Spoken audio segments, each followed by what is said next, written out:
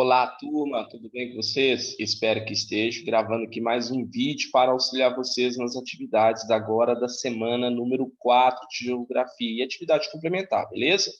Bom, como nós estamos falando agora, semana 4, formações vegetais e biodiversidade.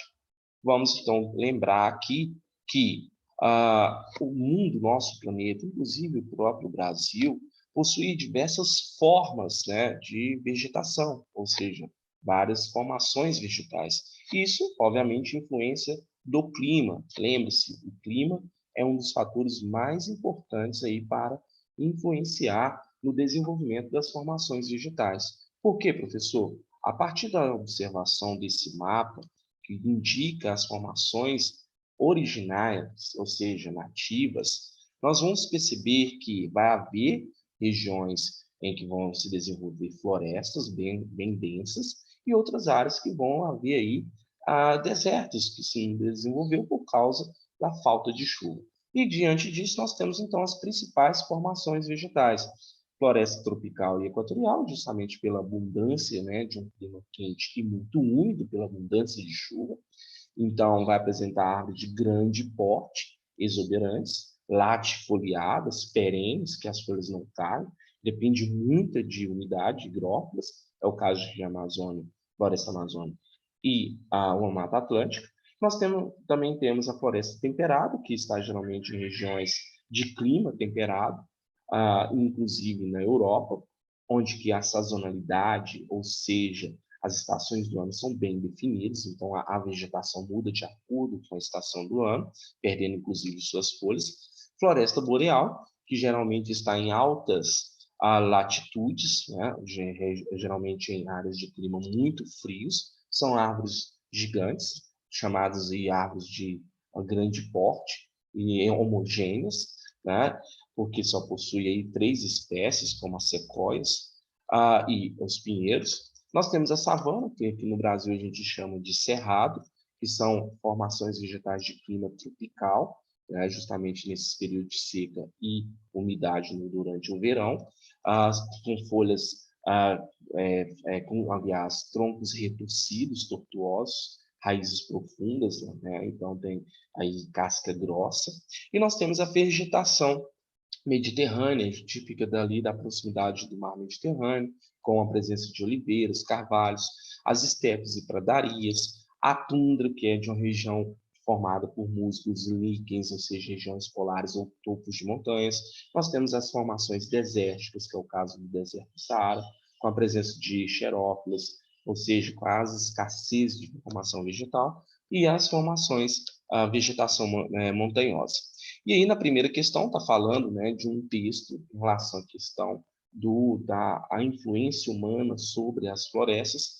E aí, a letra A pergunta: quais formações vegetais foram citadas pela autora? Floresta amazônica e a Mata Atlântica. De acordo com o texto, qual é a importância das florestas? É importante para a manutenção, né, do ciclo hidrológico, bem como evitar as enchentes e também, né, evitar o processo erosivo, e melhorar a qualidade do ar, né, garantindo assim a manutenção dos ecossistemas. Como você responderia às duas últimas perguntas feitas pela autora no final do trecho? Seguinte, né, que o erro praticado na Mata Atlântica não poderia ser praticado também na floresta amazônica em relação ao desmatamento, já que é uma floresta que contribui muito para a manutenção da vida. Na questão número 2, como vocês podem ver, está falando aí de uma história de quadrinho falando da Mata Atlântica, e aí a pergunta é, né, marque a alternativa correta em relação a essa questão. A 2 é a letra C, que as florestas tropicais são constantemente ameaçadas por desmatamento. Na número 3, está pedindo para vocês indicarem, né, qual tipo de formação vegetal de acordo com a sua localização descrita no mapa. O 0 é a caatinga, a 1 é a Mata Atlântica, a 2 é a Mata de Araucária, e a 3 são os pampas, o 4 é o cerrado e o 5 é a floresta amazônica, beleza? Na atividade complementar, como vocês podem ver, está perguntando, né, qual que é o marco, a linha, né, o marco 0 grau dos fusos horários. É justamente o meridiano de Greenwich.